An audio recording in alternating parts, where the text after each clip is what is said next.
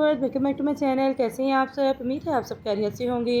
मैं हूं नीलम हसन और आज मैं आपसे शेयर करने जा रही हूं कोकोनट बिस्किट की रेसिपी, जो कि बहुत ही इजी और बहुत झटपट बनकर तैयार होते हैं और बहुत ही बजट फ्रेंडली होते हैं।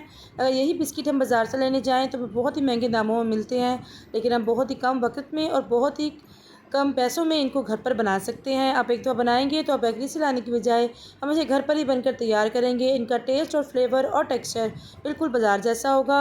ओवन के बगैर बनाएंगे और बगैर बीटर के बनाएंगे। आइए इस मज़ेदार सी रेसिपी को बनाना स्टार्ट करते हैं। इसके लिए मैंने घी लिया तकरीबन आधा कप और इसको 10 मिनट के लिए मैंने फ्रिज में रख दिया था। ये देखिए आपको जमा हुआ महसूस हो रहा होगा। वैसे गर्मी इतनी ज़्यादा है, जैसे आप इसे निकालेंगे तो ये मज़ीद पिघलना शुरू हो जाएगा।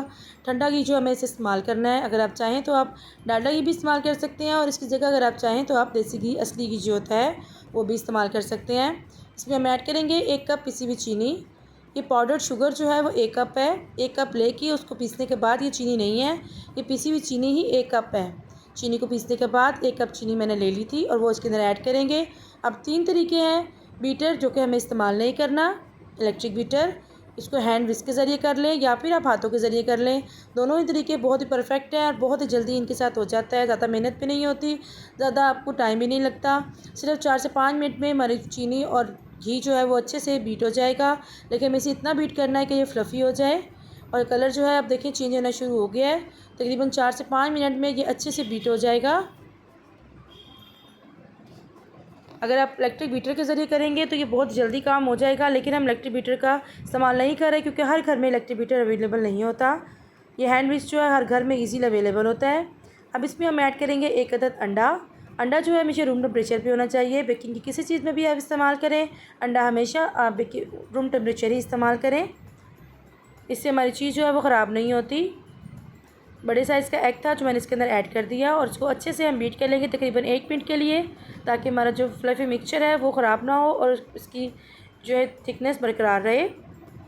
अच्छी तरह से इसको बीट कर लेंगे। 1 मिनट के लिए मैंने अच्छे से इसको विस्क कर लिया था। अब इसके बाद इसमें चीज़ें ऐड करेंगे। इसमें हम ऐड करेंगे 1 कप मैदा, जिसको अच्छे से छान के मैंने पहले से रख लिया था। जैसे मैं पहले भी आपको बताती हूँ कि मैदे को आप जब भी किसी चीज़ में ऐड किया करें, इसको अच्छे से छान के इस्तेमाल किया करें। इसके अंदर एयर बबल्स जो होती है वो ख़त्म हो जाती हैं। हमारी चीज़ जो है बहुत ही परफेक्ट बनकर तैयार होती है। इधर लिया है डेजिग्नेटेड कोकोनट, जिसे नारियल का बुरादा भी कहते हैं। ये वज़न में 250 ग्राम है और तकरीबन 2 कप के बना था। इसको ऐड करेंगे। इसमें से थोड़ा सा मैंने बचा लिया जिसको हम बाद में इस्तेमाल करेंगे और इसको डाल के पहले इसको स्पैचुले की मदद से मिक्स कर लेंगे। फिर उसके बाद हाथों की मदद से इसे अच्छी तरह से मिक्स करेंगे। अगर आपको मिक्सचर ड्राई लग रहा हो तो इस पॉइंट पे आके आप 1 से 2 खाने के चम्मच दूध ऐड कर लें, और अगर आपको मिक्सचर गीला लग रहा हो तो इस टाइम पे आके आप इसमें कोकोनट पाउडर जो है, ये डेजिग्नेटेड कोकोनट जो है वो ऐड करें।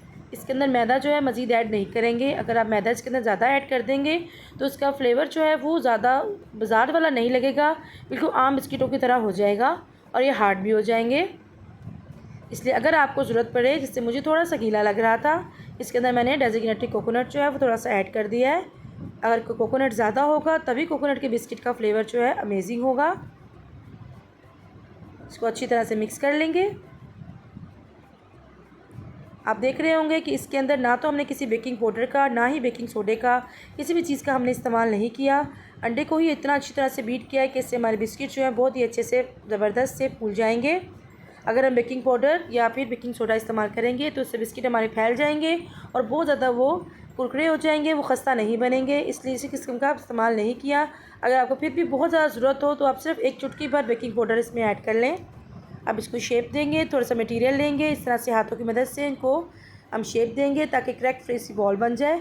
और हल्का सा हम प्रेस करेंगे, ज़्यादा बारीक नहीं करेंगे क्योंकि पर जब ये फूलेंगे तो ये खुद ही बड़े हो जाएंगे। और जो कोकोनट हमने बचाया था उसको एक बाउल में ट्रांसफ़र कर लिया था और उसको इसके ऊपर इस तरह से हम कोट कर लेंगे। इसकी लुक जो है बिल्कुल बाज़ार वाली आ जाएगी, क्योंकि जो बाज़ार से हम लेके आते हैं उसके ऊपर भी कोकोनट लगा होता है। एक बेकिंग ट्रे ली है, उसके अंदर हम इसको रखते जाएंगे। इस तरह से हम बाकी सारे जो हैं वो भी तैयार कर लेंगे। हम ओवन में भी बनाएंगे और ओवन के बगैर भी बनाएंगे। मैं आपको दोनों का रिज़ल्ट दिखाऊंगी कि ओवन में इसका क्या रिज़ल्ट आता है और ओवन के बगैर इसका क्या रिज़ल्ट आता है। इसको भी कोट करेंगे और इसको भी इस तरह रखते जाएंगे और सारे जो बिस्किट्स हैं हम इसी तरह से कोट करके इसमें रखते जाएंगे। और ओवन को मैंने पहले से प्री हीट होने के लिए रख दिया था। प्री हीटेड ओवन में इसको 170 डिग्री सेंटीग्रेड पे तकरीबन 15 मिनट के लिए हम इसको पका लेंगे। ये बहुत ही अच्छे से बेक हो जाएंगे, बहुत जल्दी ये बनकर तैयार हो जाते हैं। और बाकी बिस्किट्स को मैंने एक और ट्रे में रख दिया था, इसको हम कढ़ाई में बेक करेंगे। कढ़ाई को भी मैंने पहले से प्री हीट होने के लिए रख दिया था 5 मिनट के लिए।